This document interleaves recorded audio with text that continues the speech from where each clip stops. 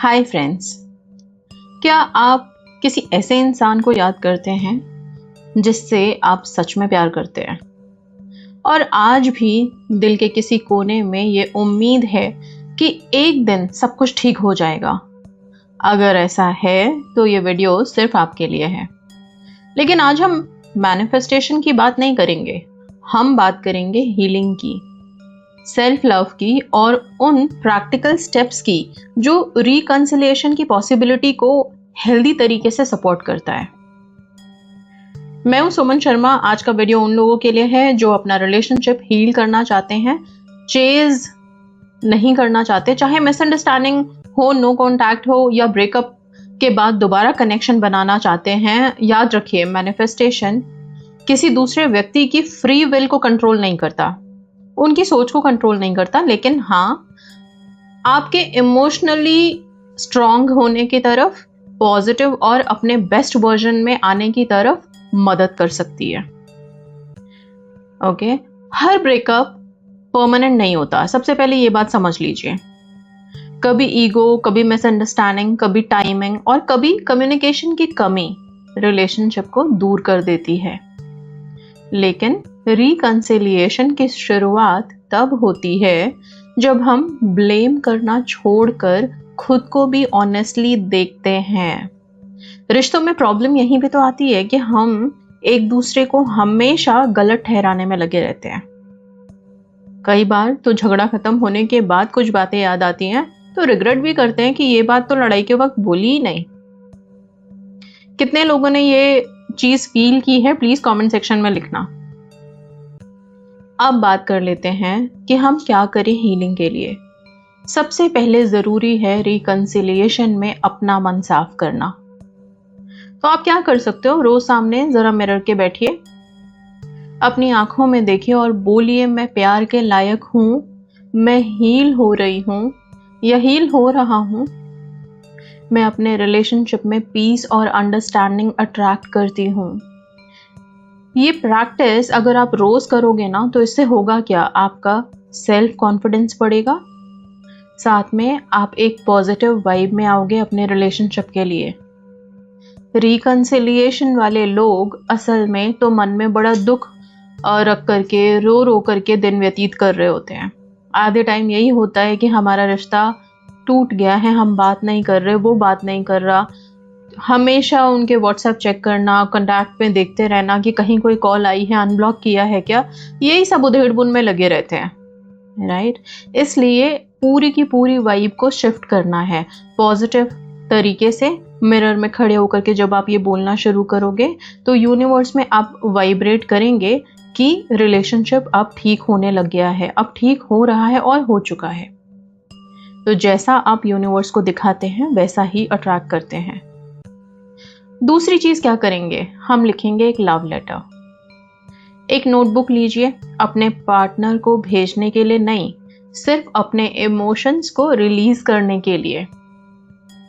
लिखिए, thank you for the lessons, I forgive my self, I wish healing for both of us. जब emotions paper पर आते हैं ना तो दिल हल्का होने लगता है, इसलिए अपने सारे इमोशंस को पेन डाउन करें। और ये जर्नल हो सके तो रोज रात में सोने से पहले पढ़िए। अगर रोज लिखना है तो रोज भी लिख सकते हैं, जब तक कि वापस से रिलेशनशिप वैसे ही खूबसूरती से रिस्टोर नहीं हो जाता। आगे के स्टेप में मैं बताऊंगी आप क्या कर सकते हैं। आंखें बंद करके अपनी लास्ट आर्ग्यूमेंट को इमेजिन करिए। अब उस सीन को पीसफुली रीराइट करिए। इमेजिन कीजिए दोनों कामली बात कर रहे हैं, एक दूसरे को समझ रहे हैं और रेस्पेक्ट के साथ कॉन्वर्सेशन एंड हो रही है। मतलब इसे ना रिवीजन टेक्निक भी कहते हैं। मैंने पहले भी इस टेक्निक को अपलोड किया है जिसमें हम रिवीजन टेक्निक की बात करते हैं और ये रिलेशनशिप में बहुत ही पावरफुल है, जहां पे हम आंखें बंद करके रात में सोने से पहले अपनी उस लड़ाई को याद करते हैं जिसमें उन्होंने हमें कठोर शब्द बोले, हमने भी उन्हें कठोर शब्द बोले। अब हम क्या करेंगे, उस पूरे सीन को कन्वर्ट कर देंगे, ट्रांसफॉर्म करेंगे। कैसा कि जैसा अच्छा हो सकता था। आप कुछ बोल रहे हो, उनकी तरफ से उस बात के लिए कुछ फेवरेबल सेंटेंसेस आते या फिर बड़ा ह्यूमर में लेके गए होते। ये जो रिवीजन टेक्निक है, इसका उद्देश्य ना पास्ट को बदलना नहीं है, बल्कि उस याद से जुड़ी इमोशनल इंटेंसिटी को कम करना और अपने माइंडसेट को शांत बनाना है। ओके, इसके आगे बढ़ते हुए रोज रात को रिलेशनशिप की 5 अच्छी मेमोरीज लिखिए, लेकिन साथ ही अपनी लाइफ की 5 और ब्लेसिंग्स भी लिखिए। इसका आपके फोकस पे बहुत बड़ा असर पड़ता है। पूरी लाइफ की पॉजिटिविटी पर भी हमारा फोकस शिफ्ट हो जाता है। अब मान लीजिए कि आपने कॉल मैनिफेस्ट कर ली है, मैसेजेस मैनिफेस्ट कर लिए हैं, या फिर अब कम्युनिकेशन स्टार्ट होने वाला है आप दोनों के बीच में। अगर सिचुएशन सेफ है और दोनों लोग बात करना चाहते हैं, तो मैसेज भेजने से पहले अपने आप से पूछिए, क्या मेरा मैसेज ब्लेम करेगा या अंडरस्टैंडिंग लाएगा? क्यों? क्योंकि जब मैंने देखा है रिकंसिलेशन भी होता है, वापस से सामने वाला पहल कर रहा है, फिर भी वही बातें, वही ब्लेम गेम स्टार्ट हो जाता है। तो आप जो भी मैसेज, अगर मान लो आप ही पहल कर रहे हो, तो आप क्या लिखने जा रहे हो उनको? वो जो आप लिखने जा रहे हो उसमें भी क्या फिर से शिकवे शिकायतें हैं? राइट। और एक चीज और समझिए कि बहुत ही काइंड होना चाहिए आपका मैसेज, शॉर्ट होना चाहिए, रिस्पेक्टफुल मैसेज लिखिए। कभी कभी एक simple I hope you doing well भी बहुत ही बड़ी शुरुआत का कारण बन सकता है। राइट। अब अगर आपने मैसेज लिख दिया है, तो सबसे बड़ा मैनिफेस्टेशन ब्लॉक क्या होता है? Desperation, fear. हर 10 मिनट में ये चेक करना कि उन्होंने पढ़ा कि नहीं पढ़ा, उन्होंने मेरा मैसेज चेक किया कि नहीं किया, उन्होंने मुझे देखा कि नहीं किया। ये आपको एंग्शियस बना सकता है। ट्रस्ट का मतलब वेट करना नहीं, ट्रस्ट का मतलब अपनी लाइफ जीना है। राइट। आप वेट क्यों कर रहे हैं मैसेजेस का? आपने भेज दिया, आप रिलैक्स करें, आप खुश रहें। क्योंकि जैसे ही आप इधर पॉजिटिव वाइब में आएंगे, वही आप रिफ्लेक्ट करोगे कि आप रिसीविंग मोड में हो, और तभी उधर से भी सामने वाला पर्सन आपके तरफ अपने आप ही खिंचा चला आने लगेगा। कुछ अफर्मेशंस जो आप डेली बेसिस पे रिपीट कर सकते हैं वो होगा, मैं लव डिजर्व करती हूं, मैं इमोशनली हील हो रही हूं या हो रहा हूं, मैं हेल्दी और रिस्पेक्टफुल रिलेशनशिप अट्रैक्ट करती हूं,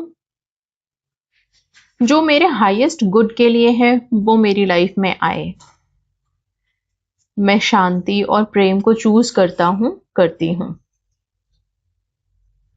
अगर कोई इंसान आपकी लाइफ में वापस आता है, तो इस बार सिर्फ रिलेशनशिप मत बचाइए, उस रिलेशनशिप की क्वालिटी भी बढ़ाइए। और अगर यूनिवर्स की प्लानिंग कुछ और हो, तो यकीन रखिए आपका फ्यूचर किसी पनिशमेंट का नाम नहीं, एक नए चैप्टर का नाम है। कभी कभी रिकंसिलिएशन का मतलब सिर्फ किसी और से मिलना नहीं होता। कभी कभी रिकंसिलिएशन का मतलब होता है खुद से दोबारा प्यार करना। जब आप खुद को वैल्यू देते हैं, तब आप हेल्दी लव को भी वैल्यू देने लगते हैं। अगर आज से आप हीलिंग और पॉजिटिविटी की जर्नी शुरू कर रहे हैं, तो कमेंट में लिखिए, I choose love and peace. Okay, so I hope आप सब अपने लिए बहुत फेथफुल रहेंगे, अपने आप से सेल्फ लव में हाई रहेंगे। ये रिकंसिलिएशन के प्रोसेस में एक मंत्र तो जरूर शेयर करना बनता है, और वो मंत्र कौन सा हो सकता है? वो मंत्र सिंपल सा, आप चाहें तो रेड तारा मंत्र कर सकते हैं अपने रिलेशनशिप को हील करने के लिए। मैरिड लाइफ में जो है उनके लिए तो बहुत पावरफुल है।